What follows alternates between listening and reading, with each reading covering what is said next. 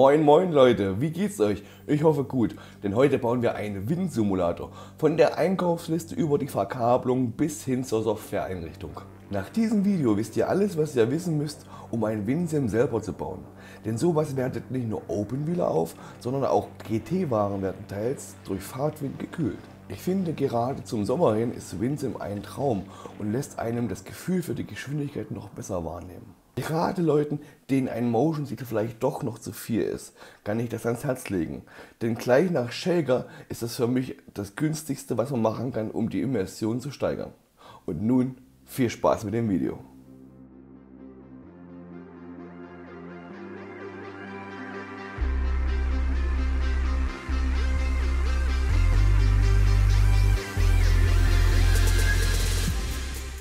Vorher noch mal eine Sache.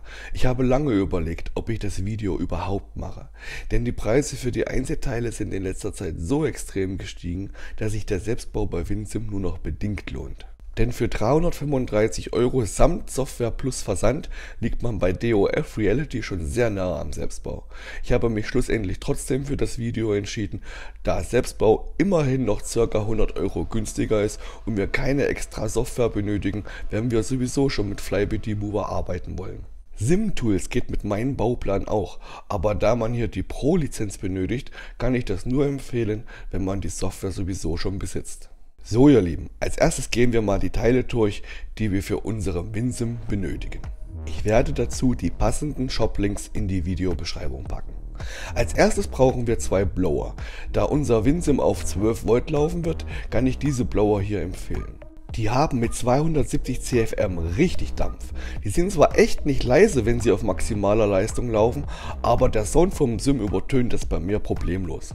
Wer mag, kann dieses Flexrohr nutzen, um die Blower weiter von sich weg zu montieren. Ich persönlich habe das aber nie für nötig gehalten. Schlauchgröße würde ich in dem Fall zu 102 mm raten, da der Ausgang der Blower 100 mm im Durchmesser beträgt. Als nächstes brauchen wir ein Arduino Uno Revision 3. Ich empfehle immer gerne die gesockelten, da die weniger bzw. keine USB-Probleme machen. Aber prinzipiell kann man jeden Arduino Uno nutzen. Auf diesen muss man dann den Windcode laden. Das macht man mittels einer Software namens Arduino IDE. Der Link zur Software ist in der Videobeschreibung.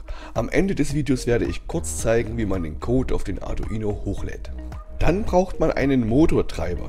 Wir nehmen das Monster Moto Shield und wie der Name schon sagt, wird der Motortreiber in der Shield-Bauweise auf das Arduino Uno gesteckt. Zu dem Motortreiber bekommt man zwei Pinleisten, die man anlöten muss. Ab und zu gibt es schon vorgefertigte Moto Monster Shields, aber aktuell ist man froh, wenn man überhaupt überteuert kaufen kann. Das sind die Anschlüsse für die Eingangsspannung und das hier sind die Anschlüsse für die Motoren. Bei beiden kann man entweder das Kabel direkt anlöten oder man kann 2 mm Terminals anlöten, wie auf diesem Bild zu sehen ist. Das Shield kann laut Herstellerangabe bis zu 5 Ampere pro Ausgang ungekühlt abgeben. Unsere Blower sind mit 6 Ampere angegeben, so dass ich kleine Passivkühler empfehlen würde, die man aufkleben kann, damit die Wärme besser abgeführt wird. Wenn man möchte, kann man auch noch einen kleinen Lüfter oben drauf schnallen. In dem Fall kann das Shield ohne Probleme 2 Blower pro Ausgang, also insgesamt 4 Blower befeuern. Ich persönlich bin mit 2 Blowern aber schon sehr zufrieden. Am Ende kann man sich das noch in ein schönes 3D-Druckkästchen bauen, damit auch die Optik stimmt. Dann brauchen wir noch ein Netzteil. Für 2 Blower reicht ein 15 Ampere Netzteil locker aus. Man könnte auch größere nehmen, kostet dann natürlich auch mehr. Als nächstes die Kabel. Einmal Kaltgeräte bzw. Netzkabel für das Netzteil und einmal Stromkabel für die Blower. Man sollte versuchen, die Blowerkabel nicht zu lang zu halten.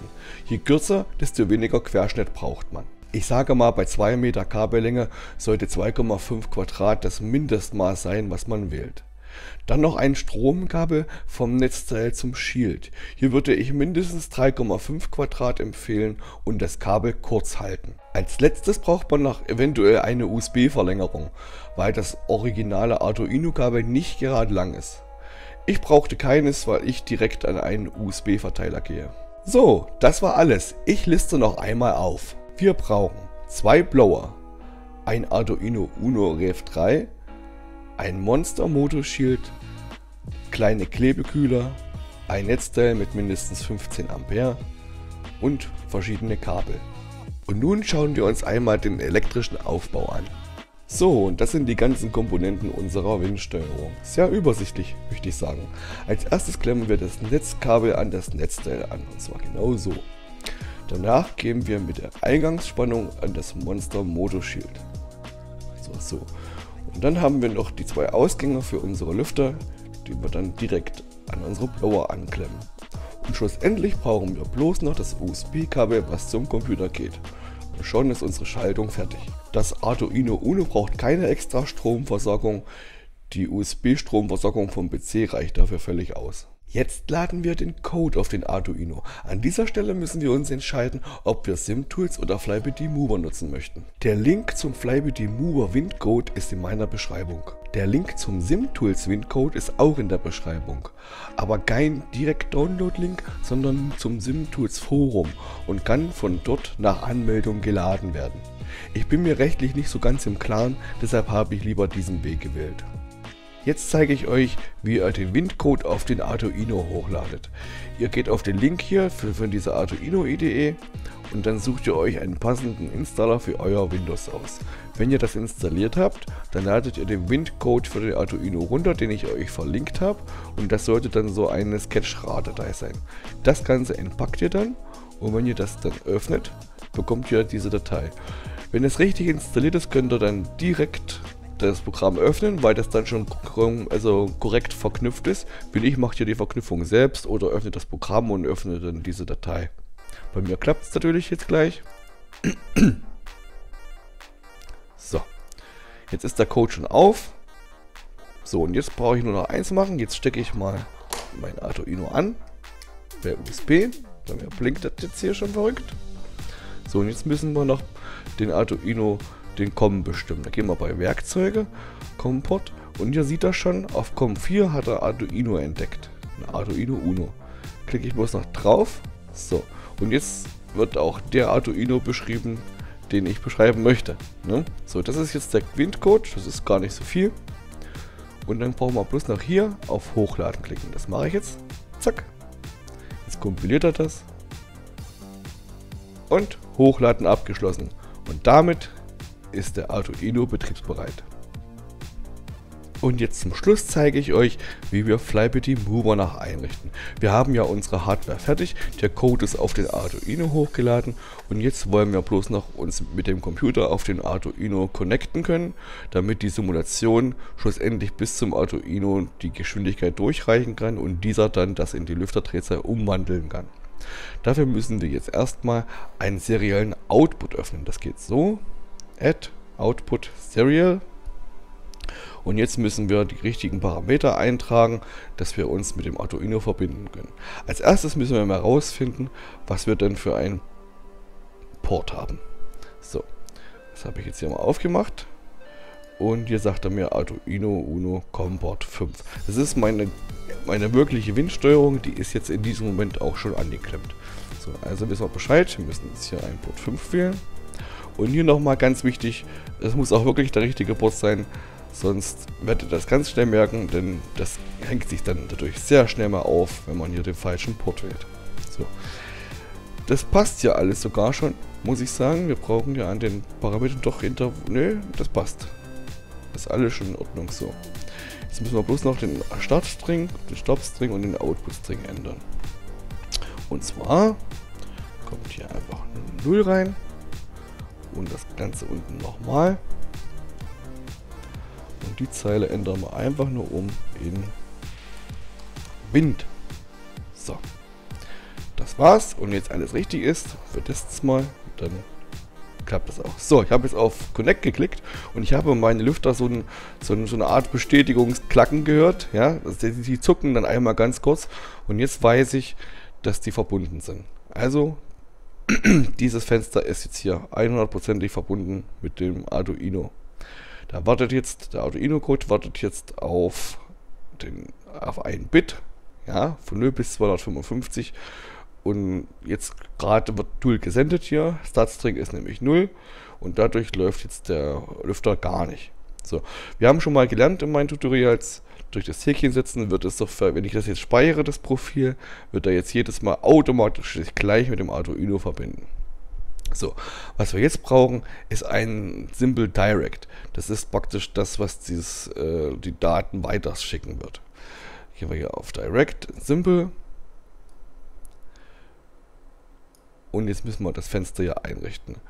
So, Actuator Key Wind, das ist schon ein guter Vorschlag. Das ist praktisch schon gedacht für Wind, kann man sagen. Im Meter pro Sekunde, das passt auch schon. So. Wenn ich jetzt, mal kurz alles abchecken, nee, Bit Output 8 muss noch sein, damit wir hier genau ein Byte haben. Und jetzt müsste ich meinen Lüfter steuern können. Wir gucken mal. Ja, ich weiß nicht, ob ihr das hören könnt, aber jetzt laufen sie volle Pulle. So, und hier an den Werten kann man die Lüftergeschwindigkeit einstellen. Und zwar, wie wir schon gesagt haben, im Meter pro Sekunde. Das bedeutet jetzt bei 100 circa 3,6 Umrechnung, ich würde sagen so 350 km/h, 340 km/h. Wenn das Auto in der Simulation 340 km/h fährt, dann werden die Lüfter jetzt auf volle Pulle sein.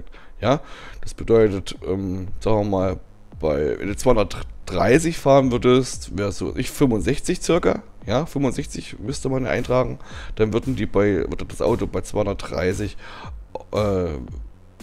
mit dem Fahrzeuggeschwindigkeit von 230 km/h würden die Lüfter auf volle Bulle laufen. Oder wenn ein Go-Kart, was nur 60, 70 Sachen fährt, dann wäre das 18.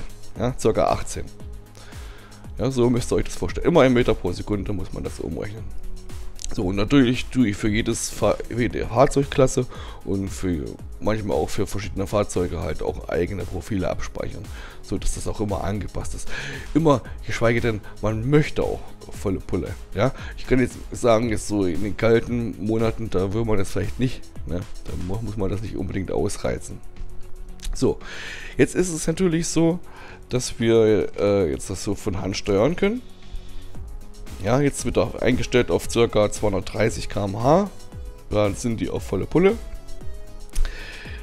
Jetzt ist es so, dass wir das nur von Hand steuern können. Aber wir wollen ja, dass die Simulation das noch weiterleitet. Und dann fehlt jetzt noch ein Fenster, und zwar die Quelle.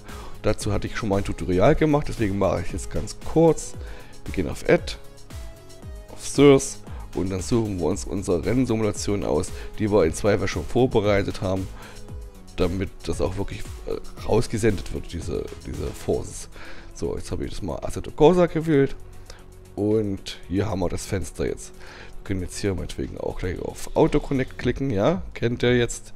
Das bedeutet, so wie die Simulation gestartet wird, verbindet sich dieses Fenster mit der Simulation.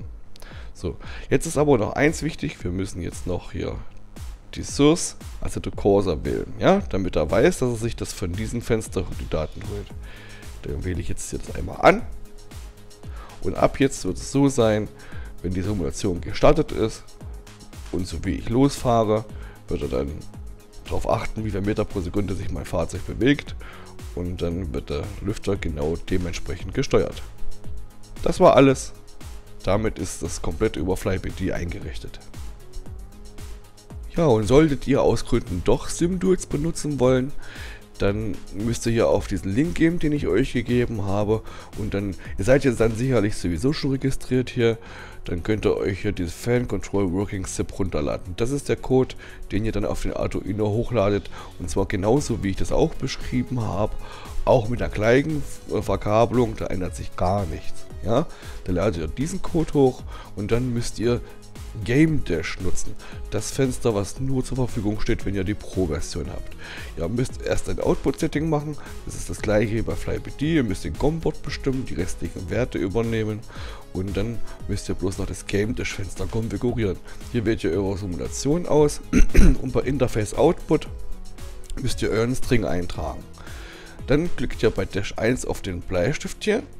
Wenn das richtig verbunden ist, wird der auch so bunt. Wenn das nämlich nicht verbunden ist, dann bleibt das grau. Da wisst ihr gleich, ob es klappt oder nicht. Und wenn ihr auf den Bleistift klickt, dann kommt dieser kleine Command-Editor. Ja, sieht man hier Dash 1, Output Rules. Und jetzt ist wichtig, dass ihr das genauso übernehmt. Denn hier wird bestimmt, wie der Output-String aufgebaut ist. Und mit dem Math-Wert könnt ihr das manipulieren, bei welcher Geschwindigkeit es, wie schnell sich drehen soll der Lüfter. Da gibt es jetzt aber keinen Anhaltspunkt, da muss man sie einfach probieren. Ja, hier wurde schon im Beispiel erwähnt, mit 1,5 und so, also mit 1,5 muss man dann arbeiten, wenn man mit Kommastellen arbeiten möchte. Muss man sie einfach probieren und dann wird man dann mit der Zeit wissen, auf welchen Wert man das so stellen muss. Ja, das war's. Und damit sollte dem Windspaß nichts mehr im Wege stehen. Meine Freunde, das war's. Ich hoffe, ich konnte verständlich erklären, wie man einen Windsim bauen kann. Gerade im Sommer möchte ich das nicht missen. Klar geht auch ein normaler Ventilator, aber der angepasste Fahrtwind zur Fahrgeschwindigkeit gibt doch mal den gewissen Kick an Immersionsgefühl. Aber das war's für heute. Bis zum nächsten Mal. Euer Mauschenbasti. Meine Freunde, das war's. Ich hoffe, man kann mal schaffen, ein Video aufzunehmen.